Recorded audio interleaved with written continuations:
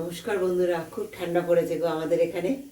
আর দেখো এই ঠান্ডার মধ্যে কোনোদিন ঠান্ডা খুব বেশি, আবার কোনোদিন গরম। তাই এই ওয়েদারে সবাই সুস্থ থাকার জন্য দারুণ একটা রেসিপি নিয়ে এসেছি।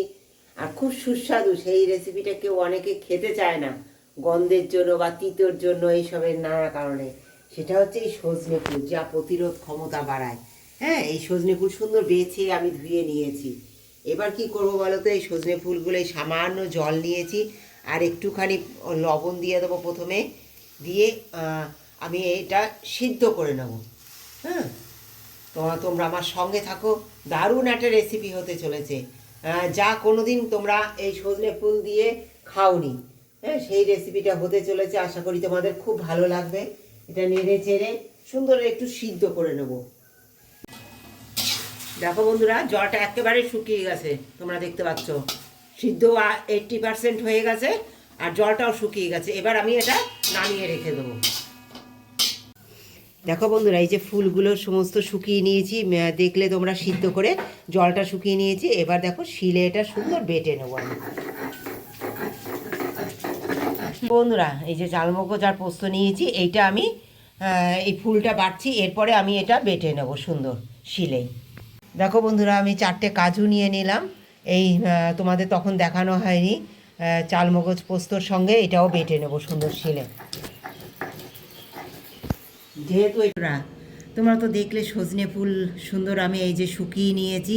আর এটা আমি যেহেতু 80% সিদ্ধ করেছি, তাই আমি একটু বেটে নিয়েছি। তোমরা যদি 100% সিদ্ধ করো, যদি তবে কি বলো তো, বাটা লাগবে না, তোমরা চটকে নিলেও হয়ে যাবে ওটা।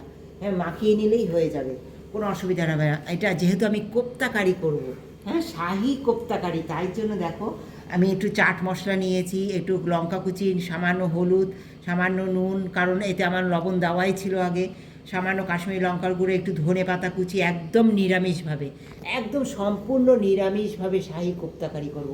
সম্পূর্ণ নিরামিষ। একটু চীনাবাদাম কুচি, একটু কিশমিশ কুচি, একটু ভাজা মশলা। এই ভাজা মশলা রেসিপি আমার চ্যানেলে তোমরা পেয়ে যাবে।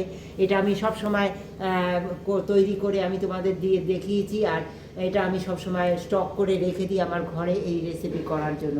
সামান্য ধনে পাতা কুচি, সামান্য এই ভাজা মশলা আর সামান্য বেসন, এই সমস্ত কিছু।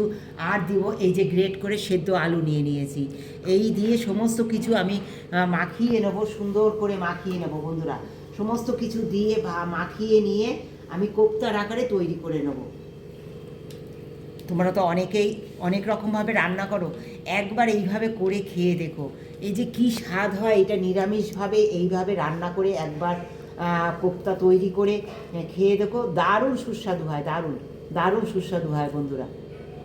সুন্দর আমি কোপ্তার আকারে এগুলো তৈরি করে নিচ্ছি। আর এদিকে তেল গরম করে নিয়েছি, এগুলো সুন্দর একটা একটা করে আমি সুন্দর ভেজে নেব সব কটা। দেখো বন্ধুরা, যেহেতু আমি এটা একদম সম্পূর্ণ নিরামিষ শাহি কোপ্তাকারি করব, তাই দেখো সামান্য তেল নিয়ে নিয়েছি। তেলে দিয়ে দেবো তেজপাতা আর দেখো দারুচিনি নিয়েছি 2 টুকরো। হ্যাঁ, দারুচিনি আর 2টো এলাচ ফাটিয়ে নিয়েছি, এই ফোড়ন দিয়ে দেবো। দেখো বন্ধুরা, একটা গোটা শুকনো লঙ্কা দিয়ে দিলাম। যেহেতু নিরামিষ আদা বাটা দেবো, তাই আমি আগে একটু লবণ দিয়ে দিলাম।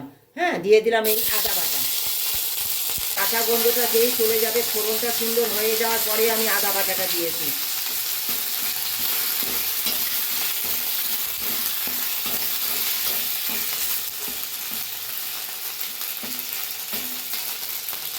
দেখো এই যে এখানে নিয়েছি সামান্য ধনিয়ে গুঁড়ো, সামান্য জিরের গুঁড়ো, সামান্য কাশ্মীরি লঙ্কার গুঁড়ো, হলুদ দেইনি বন্ধুরা।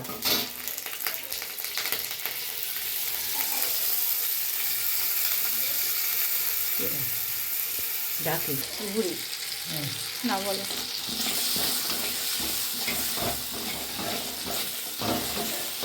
দেখো বন্ধুরা, এই সুন্দর ধনিয়া জিরের গুঁড়ো সুন্দর আমার মশলা কষানো হয়ে গেছে অনেকটাই। এবার দেখো দিয়ে দেবো এই যে তোমরা তো দেখলে কাজু, চালমগজ আর পোস্ত বেটে রেখেছিলাম, এইটা দিয়ে দেবো আমি।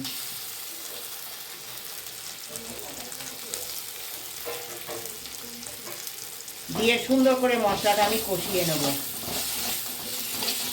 দেখো বন্ধুরা, সুন্দর কষানো হয়ে গেছে। এবার দিয়ে দেবো সামান্য গরম জল। জলটা যেই ফুটবে তোমরা আমার সঙ্গে থাকো, আশা করি তোমাদের খুব ভালো লাগবে রেসিপিটা। একদম সম্পূর্ণ নিরামিষ, একদম নিরামিষ। তোমরা তো অনেকে অনেক রকমভাবে খাও। দেখো বন্ধুরা, আমি একটু কাসুরি মেথি রোস্ট করে রেখেছিলাম, সেইটা সুন্দর একটু হাতে ডলে এতে দিয়ে দেবো।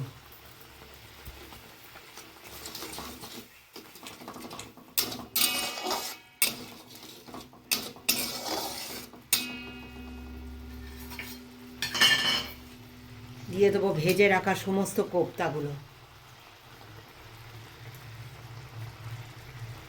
1 মিনিট জাল দিয়ে নামিয়ে দেবো। তৈরি হয়ে যাবে সুন্দর আমার শাহী কোপ্তা কারি রেসিপি। তোমাদের কেমন লাগলো তোমরা অবশ্যই কমেন্ট করে জানিও বন্ধুরা।